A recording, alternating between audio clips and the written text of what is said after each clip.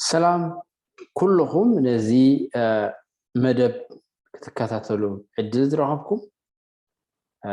أملاح يبارككم سلزي ندعنا مالتي كلا أي مصنعتي إزي كم تقدم بزحالة في زحبركوا زر بعزي ويدما أبدي نص عشرة ثلاثة سومنات عشرة ثلاثة سومن مالتي تعرف زر الحديد قدام أي سومن درو زحالة في سومن جيري سلزي حدا مصنعتات تخاتات مصنعتات كنجبرينا أبتحت حدا أرأسي نسلمه أبتون مكرا مسيسوس بالمالتي لذي أبتزحال فسمن نايقواسا قرع مكرا زبرينا إذا حجين رئي ما أتزمت تونات زبيلنا هنري نجي مجمرياجن بتصولت كنجمرينا مخنياتو قال الله كنصنع تكلنا كنصللنا نግዚአብሔር መንፈሱ ምሳና خون مستوعال كبنا كمرحنا كل السمع ድማ تملأختنا برخت كخون اسم املاح كنصوع لنا كومي مصحف قدس مهرنا مو نصلي سماين سماياتن مدرن بحرن عين ماياتن عون زلو كل زفطرك حياو املاح كل بحيل قالك اصنعك هي زلخا بأخان نبر نواساوس واملاخ تمسكن سلا هيوت سلا منبارنا سلا حلونا سلا كله عبد الصباح تهبنا تدالولنا برخت تمسكن جدما قالك خنصنع فقادك خنفلط كم مصحف قدس تدالينا لنا مو مستوعال هبنا نقالك ابلبنا خنعقرو بمقدساتك خنمالالس دما دغفنا بسم يسوع نصلي امين حراين بار كم تقدم زور كوماتي تمصئتونات حجي حنتي قال الله سادمانتها اتون ويدما قرع بانجليزኛ انتاي كروسيبل زبالي تاي سحجي نورق ديو وين برور ديو نحاصين نممكح تتقملو كم دستيو مالتي ስለዚህ يمكخ دحار قرصي تفلالي قرص خدتحزو ديخا بفلاي ورق خا خدصريو ديخا تتقملو اقحاي زي دما امصحف قدس تايبل مكرا اب عالم منابرتنا يو نزخونه يكون سب مكرا بستفلالي منقدي كموصو خيلي استفلالي مخنياتات ناي قدن مكرا اب هوتكا زلو صقمات مبغسيو منقليو استفلالي علامه دما لو سب نزخ فلط خلالو بفلاي انتاي تيطنقين ايت مكرا انتاي مخانو علامو سب كفلط አለው ማለት ነው መጽሐፍ ቅዱስ ድማ በዛዕባ እዚ ጉዳይ እዚ بزي ፍልጠት ክንከውና ይሓደገና ሕጂ እዚ እቶናት ኢለ ዘለኹ እቲ ሓሳባት እንታይ ማለት እዩ ልክ ከምቲ ወርቂ ወይ ብሩር ኣብ ቁራዕ ወይ ድማ ኣብ እቶን ወይ ዝኣቱ መታን ክመክኽ كم بزرع على مقت مالتي كم دما فتناتات مكراتات شجرات على هوتنا دما على هوت سب أملاخ بفلاي بتبقى أملاخ زمسة أملاخ زفوقه نعنا خبرت عنا كسنا عنا ويدما من مخنا فلتنا أبيك زابير كنوكل زجبرنا وي بمخنيات جيجانا بمخنيات حاتياتنا أنت داخلين حاتيات مقبار وي حق زابير مفراس كم تي زابير زغلو زي منبار غدا مخانو زمهرنا استفرالي علاماتات አለው ስለዚህ እዚህ ሰው ምን ዝሕጂ እንታይና ህንሪ ተስተፈላለ መከራታት ሲ መበገሲ እንታይ መንቀሊ እንታይ በምንታይ ከይመጽ ኢልና አይና ሓደ በሓደ ክንሪኦ ማለት እዩ ስለዚህ እቶን ወይ ድማ ዝብል ብምንታይ ክርዶለና በትብርቱዕ በትንሓልፎ ብርቱዕ ፈተና أنت قديم زوركو مخنياتو مبجسيو علامو كفالا ليخل لو مخرينا مالتي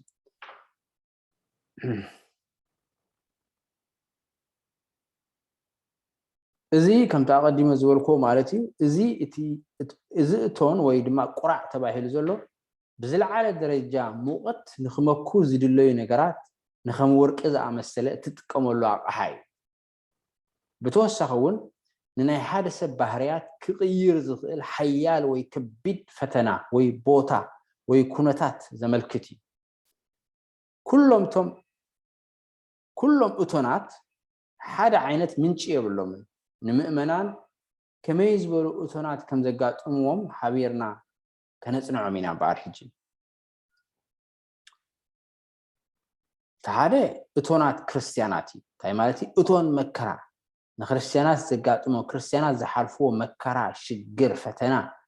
نعو نزيب بفولي كن رؤينا قال أتونات سيطان مالت سيطان زمصو قالو سيطان مصحف قدس تايبل صلايخم سيطان كم زغازم انبسا خوينو اب زرياخم يزور አለሞ ንቁሑ ጸልይን ይብል ስለዚ በሰይጣን ዝመጽእ ሰይጣን ዝበሃል ዘሎ ዝወደቀ መልአኽ ክሩቤል ይሩ ኣብ ሰማይ ውግእ ኮይኑ ይብል መጽሐፍ ቅዱስ ናብዚ ምድሪ ዝተደርብዩ ስለዚ አሎ ንሱ መልአኽ እዩ ዝወደቀ መልአኽ እዩ ብዙሓት ሰዓብቲ ድማ ኣለዎ ስለዚ ብኡዝ መጽእ መከራን ሽግርን ድማ ኣሎ قال اتونات حاتيات مالت باتون مكره حوي ناي حاتياتنا حاتيات تاي مالت مصحف قدس حاتيات مالت حق እግዚአብሔር مفراس مالت حاتيات مالت تاي مالت بمصحف قدس حق እግዚአብሔር مفراس ወይ ድማ ድምጽ እግዚአብሔር ዘይ መስማዕ ከምቲ እግዚአብሔር ዝብሎ ዘይ ምኻድ ማለት እግዚአብሔር ከም ዝግበር እንዳብለካ ከሎ እንብት ብሎ ወይ አንጻሮ ትኸይል ስለዚህ حاتيات ይባሃል ስለዚህ በዚህ ምክንያት እግዚአብሔር በዘይ መስማዕና ንእግዚአብሔር በዘይ ምእዛዝና ዝመጽእ መከራን ሽግርን ድማ አሎ ብእቶን መከራን ሓለፍ በዚ ምክንያት እዚ ካለ እቶናት ንምድሓን እግዚአብሔር በመከራ ክንሓልፍ ይደልየና ንኸድሕነና እዩ ንጽቡቅና ማለት እዩ ዝሃኹን ፈልጦ ክንክእል ኣለና ስለዚ መከራ መጽኒልካ ዋይ ጥራሕ ዘይኮነ እዚ መከራ እዚ ብኸመይ ዝመጽእ ዘሎ ክርስቲያን ስለዝኾን ኩሉ ዝመጽኣኒ ዘሎ ወይ ሰይጣን ይዘምጻን ዘሎ ንክርስቶስ ለሰዓብክዎ ወይ አምላኽ ሰይጣን ንኽፍትነን ፈቅድሉ ወይስ በኃጢአተይ ምክንያት እዩ ናይ አምላኽ ድምጽ ስለዘይ ተኣዘዝኩ እዩ ፈቃድ አምላኽ ስለዘይ ገበርኩ እዩ አንጻር ቃል አምላኽ ስለዝኽድኩ እዩ ወይስ ንጽቡቅ እዩ እግዚአብሔር ዝገብሮ ዘሎ ታይ ማለት ይኸን ጽቡቅ እዩ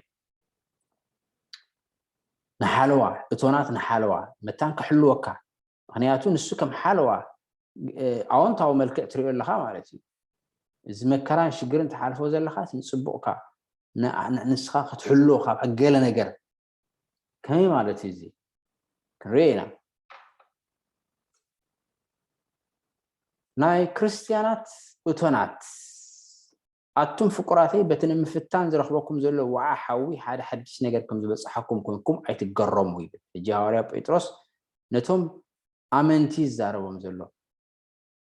በትን ምፍታን ዝረኽበኩም ዘሎ ወዓ ሓዊ ሓደ ሓድሽ ነገር ከም ዝበጽሓኩም ኮንኩም ኣይትገረሙ ስለዚ ክርስቲያን ተዳ ኮንካ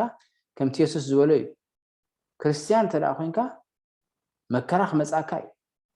ምክንያቱ ኢየሱስ ታይል ኣብ ዓለም ፀበባ ኣለኩም ግና ጆኹም ኣነን ዓለም ሲዕረያ ስለዚ መናብርትና እዩ ንኩሉ ዓለም ዘሎ ሰብ መከራ ኣለዎ ግን መከራታት መንቀሊኡ መበገሱ ዝተፈላለዩ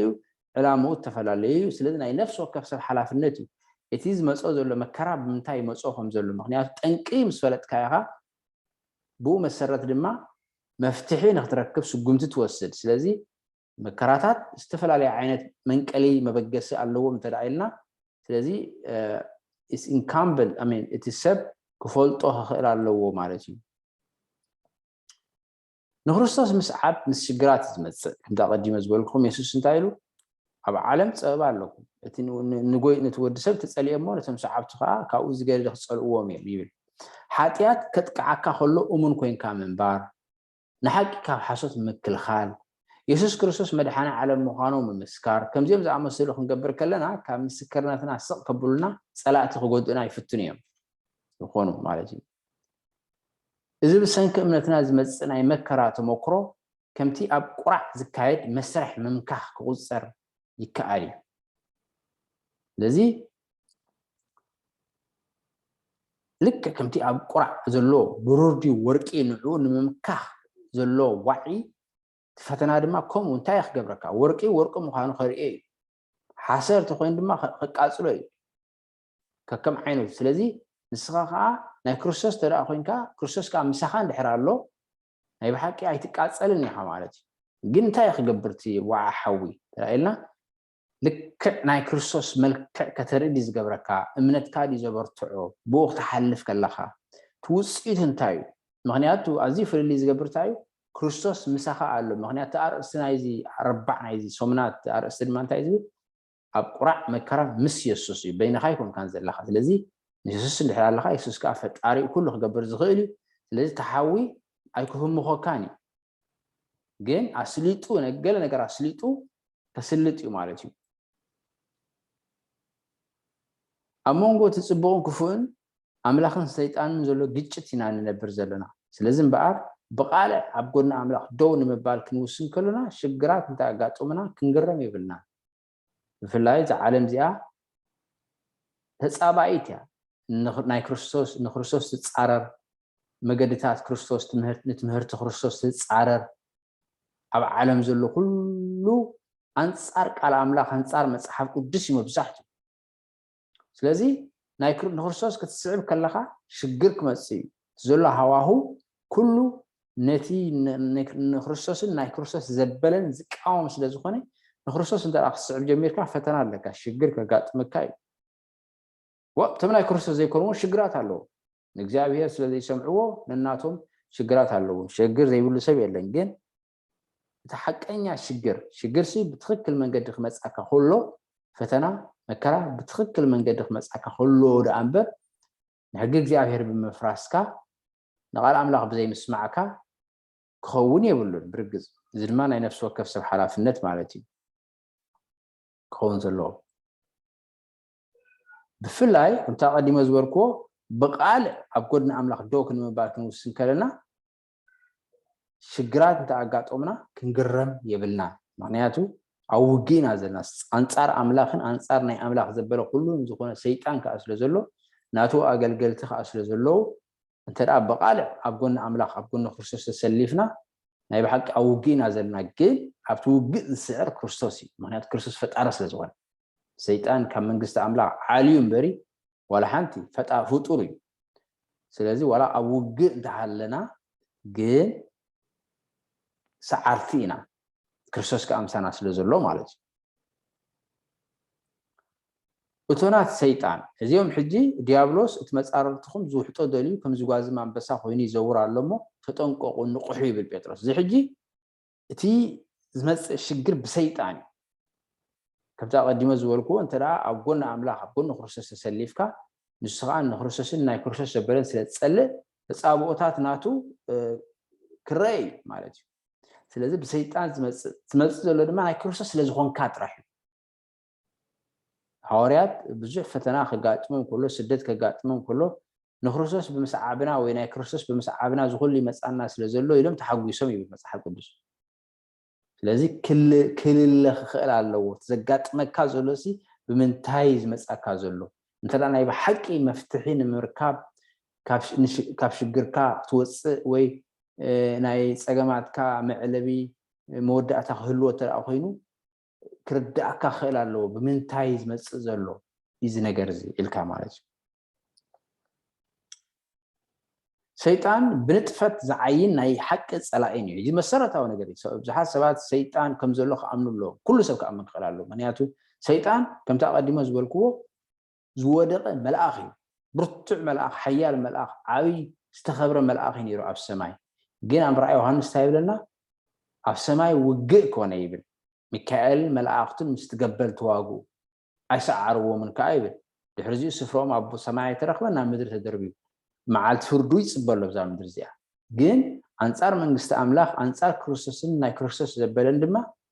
እንታይ ኩናት ይቕፅል ኣሎ ማለት እዩ ስለዚ ናይ ብሓቂ ሰይጣን ኣሎ ሰይጣን የለን ኢልካ ምእማን ብዝያዳ ገዳይ ናይ ሰይጣን ምዃን እዩ ምክንያቱ መፅሓፍ ቅዱስ እንታይ ዝብል ዲያብሎስ እቲ መፃረርትኩም ዝውሕጦ ደልዩ ከም ዝጓዝም ኣንበሳ ይዘውር ኣሎ እሞ ንቑሑ ይብል ስለዚ የለን እንተደኣ ኢልካዮ ፀላኢ ከለካ ፀላኢ የለን እንተደኣ ኢልካ ብቐሊሉ ናይ ፀላኢኻ ግዳይ ኮንካ ማለት እዩ እታ ቀንዲ መፍትሒ ንሰይጣን ክትስዕረሉ ትኽእልካ ከመይ እዩ ናይ ክርስቶስ ምዃን ምክንያቱ ናይ ክርስቶስ ተኮይንካ ክርስቶስ ደኣ ፈጣርን እዩ ክርስቶስ ከዓ ልዕሊ ኩሉ እዩ ስለዚ ክርስቶስ ምሳኻ ኣብቲ መፅሓፍ ነቢ ኢሳያስ 43 እንታይ ይብል ብማያት ምስ ተሓልፍ ኣይከጥሕለካን እዩ ብሓዊ ምስ ተሓልፍ ኣይክህምኾካን ይብል እሞ ናይ ክርስቶስ ክኸውን ኣለካ ክርስቶስ ኢየሱስ ክርስቶስ ወዲ ኣምላኽ ንሱ በይኑ መድሓኒ ማለት እዩ ስለዚ ሰይጣን እንታይ ብድጥፈት ዝዓይን ናይ ሓቂ ፀላእን እዩ ንሱ ጉድኣት ከውርድ ይደሊ ስርሑ ኣብ ዙርያና ኣብ ፍቕዶ እዩ ዝርከብ ከም ሞት ስቃይ ብዕልግነት ዘይስነ ምግባራዊ ተግባራት ሓሶት ወዘተረፈ ኩሉ ንሱ ዘንበድብደሉ ዝነገራ እዚ ኣብ ኩሉ ሰብ ተቐባልነት ክረክብ ማለት እዩ ሓጢኣት ንኽንገብር ክደፋፍኣናን እንተዘይገበርና ድማ ከጥፋኣና ብፍሉይ ዘገድሶ ነገር እዩ ወይ ሓጢኣት ትገብር ይገብረካ ብሓጢኣትካ መታን ክትመውት ኣንጻር መንግስቲ ኣምላኽ መታን ክትከይድ ተዘይገበርካ ድማ ከጥፋኣካ ካብ ገጽ ምድሪ ህርድግ ይብል ንሱ ነዚ ብዝኾነ ይኹን መንገዲ ክገብሮ ይፅዕር ሰይጣን ማለት እዩ ብዛዕባ እዚ እንታይ ክንብል እንታይ ክንገብር ንኽእል እሞ እንታይ ክንገብር ንኽእል ብዛዕባ እዚ ጉዳይ ብዛዕባ ናይ እቶናት ሰይጣን ርእሰ ግትኣት ምግባር ንብስና ክንገታእ ኣለና ሰይጣን ከምዚ ብእንግሊዝ ዝብሎ ፕሮቮክ ክገብረካ ከሎ ክቅስቅሰካ ከሎ ብሰባት ገይሩ ድዩ ርእስኻ ክትገትእ ክትክእል ኣለካ ንቑሕ ክትከውን ክትክእል ኣለካ ሰይጣን ከም ዘሎ ክትፈልጥ ኣለካ ናብ ክርስቶስካ ክለግብ ኣለካ ንፈተና ክትቃወም ኣለካ መጽሓፍ ቅዱስ ይብል ንሰይጣን ተቃወምዎ ንሱ ድማ ካብኻትኩም ክሃድም ይብል ኣብ እምነትካ ፀኒዕካ ደው ክትብል ኣለካ ማለት እዩ ኣምላኽ ንኽሕድሰና ከበርትዓና ኣብዚ ገድሊ እዚ ከጽንዓና መብፅዓ ኣትዩ ኣሎ ኣብ ቀዳማይ ጴጥሮስ ምዕራፍ 5 ፍቅዲ 10 ንንብብ ሰይጣን ድሮ ስዑር ከም ዝኾነ ድማ ኣይንረስብ ኢየሱስ ሰዓሪ ምክንያቱ ካብ ሞታን ተንስኡ ኢየሱስ ብሓይሊ ሕጂ ድማ ኣብ የማን ኣምላኽ ኣብ ሰማይ ኮይኑ ይገዛእ ኣሎ ኢየሱስ ስታይል ኣብ ሰማይን ምድርን ስልጣን ተዋሂብኒ ኣሎ ኢየሱስ ጥራሕ እዩ ስልጣን ናቱ ዝኾነ ስለዚ ኣብ ሉቃስ ምዕራፍ 10 18 ሮሜ 16:20 ራእይ ዮሃንስ 12:11 እዚ ኩሉ ከነንብቦ ንኽእልና ከተንብቦ ትኽእሉ ኢኹም መጽሓፍ ቅዱስኩም ሒዝኩም ኣብ ቤት ማለት እዩ ናብ ኢየሱስ ክሳብ ዝለገብና ግዜ ድማ ዓወትና ናይ ግድን ከም እንደገና ኣብ መፍትሒት ንኢየሱስ ናትካ ምግባር ናብ ኢየሱስ ምጽጋዕ ንኢየሱስ ከም መድሓኒኻ ምቕባል ነቲ ኢየሱስ ኣብ መስቀል ዝገብሮ መስዋዕቲ በጃ ምሕላፍ ንዕኡ ናትካ ጌርካ ብእምነት ምቕባል ናብ ኢየሱስ ምጽጋዕ ናብኡ መልጋብያታ መፍትሒት ናብ ኢየሱስ ክሳብ ዝለገብና ግዜ ድማ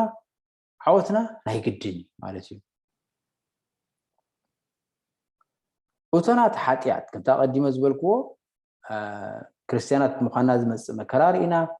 ብሰይጣን ዝመጽእ መከራ ርኢና እዚ ድማ ብሓጢኣት ምኽንያት ዝመጽእ መከራ ኢና ክንርኢ ሓጢኣት እንታይ ማለት እዩ ብመጽሓፍ ቅዱስ ቀዳማይ መልእኽቲ ዮሃንስ ይብለና ሓጢኣት ምፍራስ ሕጊ ሕጊ እግዚኣብሔር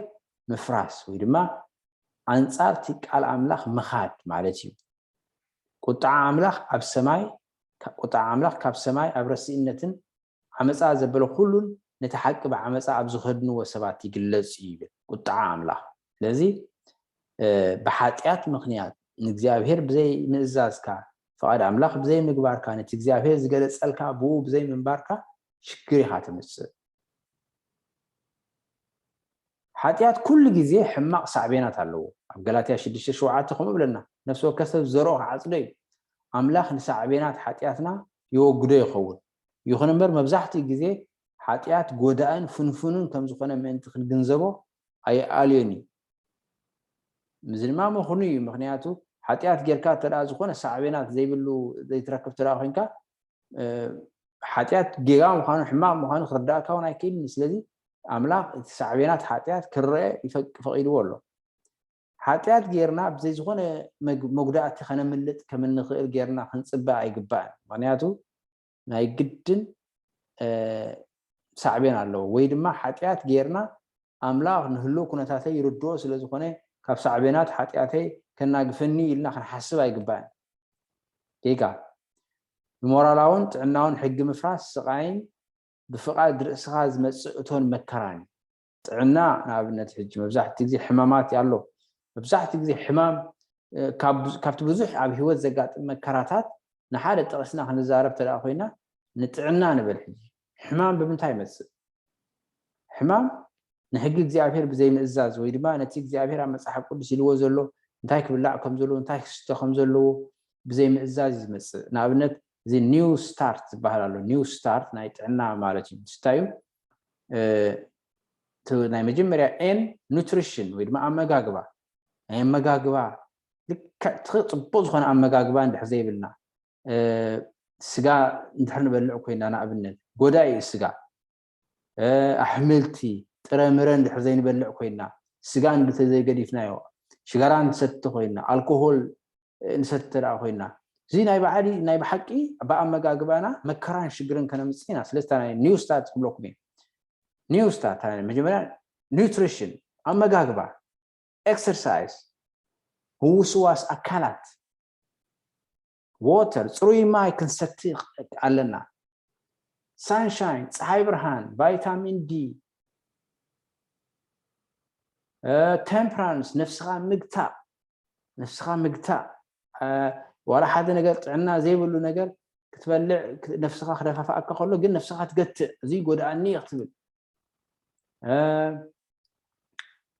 ፅሩይ ማ ኣየር ከተተንፍስ ኣብ ደገ ወፂኻ ረስት ክትዓርፍ ብዛዕባ ሻብዒት መዓልቲ ክንዛረብ ተራ ኮይና ገሊኦም ዝድቅስሉን ትስኡሉን ኣይፈልጡን እዮም ግን ናይ ብሓቂ ትድቅስ ብግዚኡ ትድቅስ تعرف شابعيت معلت نزاربين أما صحابكم بس إجابة بشديش معلت سماين مدرين جيرو أتصابعيت معلت عارفه عبس الصمون كله تعرف كم تراح زي كونه جن أفتدوك أصل اللي جزيه فلوت تتسأل اللي جزيه فلوت تعرف trust in God أمور ده تبع أملاك تأمن كاب تنكت كاب سببة كاب عقل سبت كاب شقالوت كاب كله تجالاجل تعرف بأملاك زي new start زبل نايت عنا ملأختي نعو اندحر زي سعبنايو سلازي أنا بابرانا حمام يمسألنا مكرا مالك نتعنا خم أبنة الأخ نوصل كوينا مالك سلازي جن كل زمس بحقيات مس أتون مكرا بحقياتنا مخنيات زمس الله سلازي إجزاء يسوع حجي جمس إجزاء يسوع يسوع تايل أتون كلهم تسعروا صار خبركم من أبعين أنا أعرفكم أنا لو واهي لبيت تحط أرعتي فكش صوري دما قليل كاباي تمهارو نفسهم دما عرفت تخرجوا بيهم باليسوس لازم على أملاك العلا بينا درام بيبنايو بتنسوز بلون ده تمالسنا لازم كافت بحتيات مكرر ما ندحن مالتي هجي أبرومي معرف حارق إنسان حارين سب سلسان كلتن نزم مسرح زي قلصو مالتي جمرة بسعب أملاك محساب نقارض مجمرة أنا حتيات شجر مالتي جمرة لازم تلتاي نا أملاك على حساباتك أي تحزن بسعب أملاك حساب تقارص أفقد إنسان كلتن دما أبناء بعلنا تبى بنوكل بقى أنا فلتي أنا خيلي الكا نا أملاك على أملاك قصي خاية تحلف مالج دحراي نمدراو نجارات تملخ أو ورك أب زرع نجار أب زبلج نجار راح لبخا أو يخون مدراو نجارات أما تيري على بجوز نجار دحراي أملاك نناي جزار اسمها مجدي نناي جزار اسمها مجدي كنسعي حرجنا كم زي أقدم أنت تقصها سلستي أنت أخذت كاش عود زي عفيف بقى مخو مريت كاسر زلها فتنو ناي جزار اسمها مجدي نبري لي حرجك أمور ده تحتيات يقلت نبر حتيات بقالة تحازو مالك شعوتي مكران شجرني مس مالك لازم مسرت أو نقدر يعني زي عفيف محساب أما زمر راي عصر شيء الشتايب نجزاير كل جزء بكل ما يجري يو بيمانة يسلزو خونه دم عيننا والسنين كما يجرنا يعني نجزاير كل ساعة حساباتنا نحزو قالوا كل ساعة بتصبح ننبوه مسحب قدس كم مجبت مجب بتصبح ما يتست بتصبح كم على أملاك بتصبح تنبوه بتصبح تسألي إمنتك أب جزاير تعبي مالك فايد جزاير تمهار تجزاير نسخة تجبروز دلي كان تاي كم زخونه تمهير كارمة أب جبرته وعلو እግዚአብሔር ድማ ብኸመ ይመርሐካ ሽዑ ፍረ ጽድቅ ተሓፍስ ናይ እግዚአብሔር ብምዃንካ ድማኒ ሰላምን ሓጎስን ይህልወካ ማለት ልዕሊ ኩሉ ኢየሱስ ምስ መጽኻ ናይ ዘላለም ህይወት ትረክብ ማለት እዩ ስለዚ ተዓስቢ ናይ ብሓቂ እዚ ክበሃል ዘይክእል ኣዝዩ ግዙፍ እዩ ማለት እዩ እቶናት ንምድሓን ስለዚ እቶን መከራ ዝበሃል ድማ ስለዚ እንሆ ንኩሉ ዕምን ክምርምሮምን እየ بناي قال هزبيسي انتاي كال خجبر يبل እግዚአብሔር ጎይታ ስራው ስለዚህ ታይ ማለት ይخلعمه كمرمرومه بخمه يخلع عنا ورقي يخلع اب حوم ساعات ወይ ወርቅ مخان يري يمرمرك لها استفلالي ነገር ይኻ ትገብር ማለት ነው ከተመርምሮ ተወንካ ታይ ይገብር እግዚአብሔር ንኽመርምር እቶን መከራ ይጥቀም كنيو سعبينات حاتيات أملاك بزعبة حاتيات بعلو بفلاي دما بزعبة تنخن الناس زلوا نابيو حاتيات الشغل حاتياتنا أنت زي تناززنا أملاك بوتون مكرا خن حل في فكر بس خمس دما حاتيات كم زجبرنا نأمن مدحان كم زلينا دما يفلتنا الذي مستقدمو بحاتياتنا مخنيا زمص مكرايلنا لنا مش بقربات حازي كن እግዚአብሔር ሲ አባና መደብ ስለዘሎ ጽቡቅ ሐሳብ ጽቡቅ ድሌት ስለዘሎ ክንድሕን ስለዝደልና ዛዕባና ጽቡቅ ስለዝሐሰበ እንተዳ ነቲ እንሱ ክብለና ዘሉ መልእክትን ተረዲናዮ ምስማዕ እንተ አቢናዮ ዝባና እንተዳ ሂብናዮ ሽዑ በሐው መከራ ክነሐልፍ ይፈቅድ መን ምዃንና ክንፈልጥ ኣብ እግዚአብሔር ክንውከል ከም ዘለና የዘኻኽር ተሞክሮ ይኸውን ማለት እዩ أملاك نقالبونا ناب حاتياتنا كم زتكور كجبرو كله بتقطون حاو مكرا يجمر على حد جزء بزسكر ما قد تاتب تاريخ ديك إسرائيل تبع حكي كاب إكزابير سردر حاو أزو سكر تمكرو نرئي مالتهم أبتوقع إرمياس بحالون عبنت هجي نبي إرمياس صحفه أبزسكح كنا تات نيرو إذا ما خاب إكزابير سردر حاوي بحفشة كم حزبي كم وقات إمام ግን ንብሕትና ምስድራ ቤታት ንውልቀ ሰባት ከታይ ሽግር የጋጥሞም እዚ ሲ እግዚአብሔር ናብኡ ንክንምለስ ዝገብሮ ዘሎ ፈተነ ዲልካ ሰብ ከሓትት ክኽእል ኣለዎ ማለት እዩ ሓጢያትና ስለዝፍለጠና ዓሚቕ ስቃይ ይስማዓና ምክንያቱ በደልና ኣዘኻኺረና ኣሎ ማለት ንሓልፎ ዘለና መከራ ብኡ መንፅር ክረአ ከሎ ፅቡቅ እዩ ማለት እዩ ነቲ ሓቂፍናዮ ዘለና ሓጢያት ንምግዳፉ ክንውስን ስለዘለና تمسرح كبير يخون معناته حاتيات نوح جزية الأجيكا ويدما كاب إجزابه الرحيقا من أي جزاء الإسخام قدتات نبرة الآيركا مس حاتيات أنت العتات أبيقا نوح جزية كوقت الجلاجل كبير معلش لازم تمسرح كبير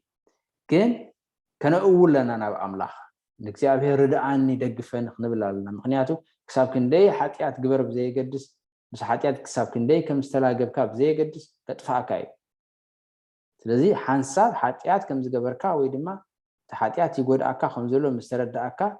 ናብ እግዚአብሔር ስም እግዚአብሔር ምጽዋዕ ሓገዝ ካብ እግዚአብሔር ምድላይ ማለት እዩ ቃሉ ምንባብ ምጽላይ ወይ ድማ ክሕግዙኻ ናብ ዝኽእሉ ሰባት ኬድካ ምኽሪ ምሕታት ቤት እግዚአብሔር መኻድ ኣሎ ሓገዝ ድማ ኣሎ ስለዚህ እቲ ናይብራ ኃጢያት ክግደፍ እግዚአብሔር ተራ ኃጢያትካ ዘፍለጥ ኩነታት እንተዳ ኣምጽኢልካ ንምንታይ ከሳቀይ ካይሊ ኮነ ካው መታን ክትገላገሊ ሊ ስለዚህ ሓንትስ እቲ ሓጢያት ክትገብር ከም ዘለኻ ኣይፈለጥ ካምበር ፈዲየት ኣሎ ሓገዝ ኣሎ ካው ክትገላገል ትኽእል ኢኻ እዩ መልእኽቲ እቶናት ንሓለዋ እዚ ድማ ብምኽንያት እቲ ኣዝዩ ብሉፅ ራእይ እምብዛም እንቲ ከይዕበኻ ኣብ ስጋይ ግራጭ ተዋህበኒ ይብል ምእንቲ ከይዕበ መልኣኽ ሰይጣን ክሰቀን ተዋህበኒ እዚ ሐዋርያ ጳውሎስ ይዛረብ ዘሎ እዚ ሐዋርያ ጳውሎስ ድማኒ ዝኾነ ሽግር ኣብ ዓይኑ ነይርዎ ንእግዚአብሔር ድማ ሓቲቱ ካብዚ ኣሕውየኒ ኢሉ ሐዋርያ እዚ ንክንደይ ሰባት ካብ ሞታት ይሕው ነይሩ ግን ኣብኡ ምስ መፀ ንእግዚአብሔር ምስ ሓተቶ ብዛዕባ እዚ ጉዳይ እዚ ፈፂምካ ከይተሓተኒ ድሕሪ ሕጂ ሓይለይ ኣብ ድኻሚ ዝግለፅ ኢልዎ ስለምንታይ ነዚ ሐዋርያ እዚ እግዚአብሔር ከሕውዮ ዘይፈቐደ ሓደ ጊዜ ኣብ ገለ ኩነታት ሰይጣን ብእቶን ሓው መከራ ንኸሕልፈና ኣምላኽ ይፈቅደሉ እዩ በዚ ከምዚ ድማ ንብርትዕ ንዝመፅእ ፈተናታት ንኽንቃወም ድማ ድልዋት ንኸውን ጳውሎስ ከምታ ቀዲመ ዝበልኮ እቲ ዘሳቅዮ ዝነበረ ግራጭ ንገዛእ ርእሱ ልዕል ንኸየብል ከም ዝኸልከሎ ብትዕቢትን ብርእሰት ምትእምማንን ከይሰዓር ከም ዝገበሮ ተገንዘበ ትዕቢት ኣዝዩ ሓደገኛ እዩ ንውድቀት ትዕቢት ትቅድማ እዩ ስለዚህ ዝኾነ ይኹን ነገር ናብ ትዕቢት ክመርሐና ትኽእሎ እንድሕር ኣሎ እግዚአብሔር ካብ ትዕቢት ክሕል ምክንያት ትዕቢት እንድሕር ኣለና ክንውድቕ ኢና ካብ ኣምላክ ክንርሕቕ ኢና ስለዚህ እግዚአብሔር ድኻምና ዘዘኻኽረና መን ምዃንና ዘዘኻኽረና ነገር ኩርኳሕ ዝኾነና ነገር ክህሉ ክፈቅድ እዩ ማለት እዩ ስለዚህ ኩሉ ነገር ዕላማ ኣለዎ ማለት እዩ ስለዚህ ትሕትና ኣገዳስነት ናይ ትሕትና ድማ ንርአ ኣለና ነዛ ሐዋርያ ንባዕልነት እግዚአብሔር ትሑት ኮይኑ ክነብር በቲ ዝረአዮ ራእይ በቲ ዝተገልጸሉ ምስጢራት ንኸይዕበ እግዚአብሔር ክሕልዎ ስለዝደለ ንድኻሙ ዘዘኻኽር ሽግር ናይ ኣካላዊ ሽግር ፈቂዱ እግዚአብሔር ኩሉ ሰዓት ማለት እዩ ንዓና ከምኡልና ዶ ወይ ንዓኻ ከምኡለካ ዶ ስለዚህ መሰረታዊ ነገር እግዚአብሔር ክጎድኣና ኢሉ ይኮነን ካብ ገዛእ ርእስና ክሕልወና ስለዘፍቅረና እዩ ግን ምድጋም ዝኣክል እቲ ዘለካ ሽግር እቲ ዘለካ ፀገም ዘለካ መከራ ብምንታይ እዩ መፅኡ ኢልካ ክትምርምር ክትሓትት ፍቓድ ኣምላኽ እዩ ምክንያቱ ጠንቂ ምስ ፈለጥካ ናይ መፍትሒ ስጉምቲ ክትወስድ ትኽእል ኢኻ ማለት እዩ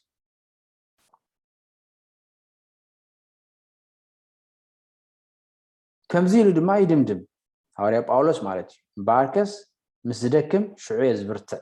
እንተዳ ትዕቢት ካብ ኣምላኽ ዝፈልየካ ኮይኑ ስለዚ መን ምዃንካ ዘዘኻኽረካ ድኹም ምዃንካ ዘዘኻኽረካ ትሑት ዝገብረካ ነገር እንድሕር ኣሎ ምስ ኣምላኽ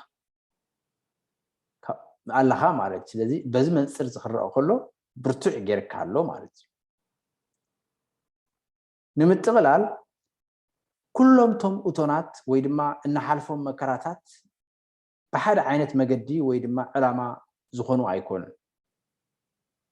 ንነፍሲ ወከፍ ኣጋጣሚ ንክንረድኦ ኣብኡ ተመርኩስና ድማ ስጉምቲ ንክንወስድ መንፈስ ቅዱስ ምንጢ ክሕግዘና ናብ ኣምላኽ ክንፅሊ የድልየና ስለዚ ዝኾነ ይኹን ሽግር ዝኾነ ይኹን መከራ ተሓልፍ እንድሕር ኣለኻ ወይ ተሓልፍ እንድሕር ኣለኺ ኣይትጨነቑ ተስፋ ኣይትቁረፁ ተስፋ ኣይትቁረፅ እንታይ ደኣ ኣምላኽ ኣሎ ኣብ ሰማያት ዝገዝእ ኣምላኽ ኣሎ ኩሉ ዝፈጠረ እሱ እዩ ንሱ ይፈጢርና ባዕላትና ኣይኮንና ስለዚ ንሱ ዕላማ ኣለዎ ግን ክንሓትት ይደልየና ዘጋጥመና ዘሎ ሽግር ብምንታይ እዩ ኢልና ንኣምላኽ ክንሓቶ ስለዚ ድሓር ንዑ ፈሊጥና እቲ ዝግባእ ስጉምቲ ክንወስድ ተበግሶ ክንወስድ ስለ ዝደልየና እዩ እምበር